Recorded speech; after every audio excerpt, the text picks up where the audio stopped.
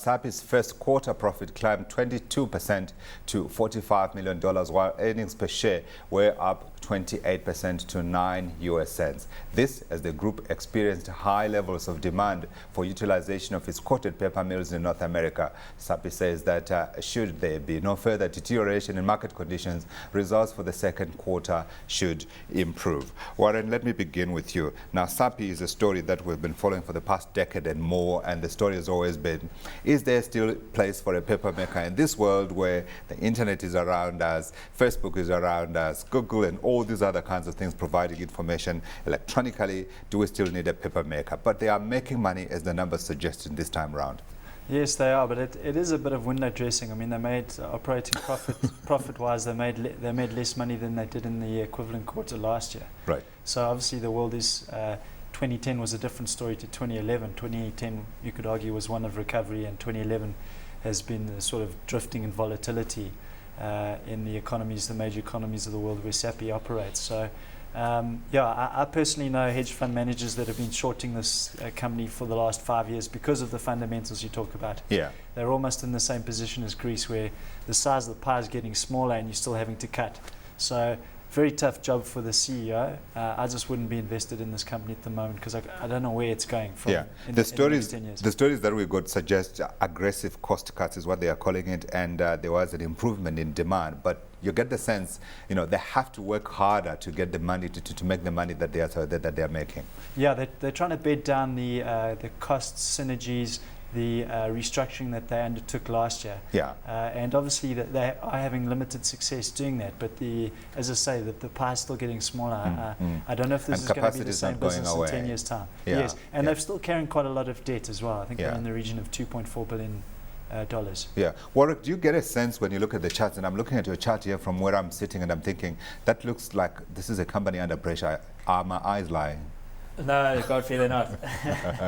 I mean, in technical terms, I mean, you basically should have been shorting this thing from June, July last year, right, in this graph anyway, and pretty much holding that position until about 2 weeks ago. Nice timing. In the very short term, I mean, we're looking probably 3 to 4 weeks, right, at the tops, I would say. There is a possibility that we could have a bit of a retracement. I've marked out some levels here, 31, 32 Rand-ish. Basically taking into consideration the sort of double bottom top pattern over here. And in that's around about 5 Rand. But I think there's easier plays in the market at the moment. Yeah. Now, some people would suggest that, you know, we've been writing of the paper industry for I don't know how many years, but yet people are still reading. And excuse me, but I'm still holding on to my pieces of paper here where I've printed the details on Sappi and its earnings ratio and stuff like that. That there is a future for this kind of a company. They're talking about increasing demand in North America. They're talking about increasing demand for their cellulose. That I suppose would be from places like China. Yes. And yet the market doesn't seem to be believing, according to the figures that we're seeing from Warrick. Yes, well, you know, the question is how much demand. I know in conversations with fund managers, again, their preferred pick's been Mondi because the economics of that business are quite different to Sappi's.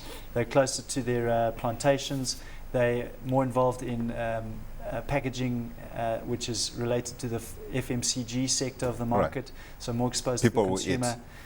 Yes, people are eating more. They want more boxes, more packages, more bags, more of those sorts of things. Sure. So this is almost the ugly daughter, the ugly daughter when it comes to paper and packaging. I'm not sold that they've found their way out of this riddle yet. So I'm still very bearish on this. I think I've got the answer that I'm looking for here. I'll begin with you, Warrick. Is it hot? Is it not? Not hot. It is not hot. Warren?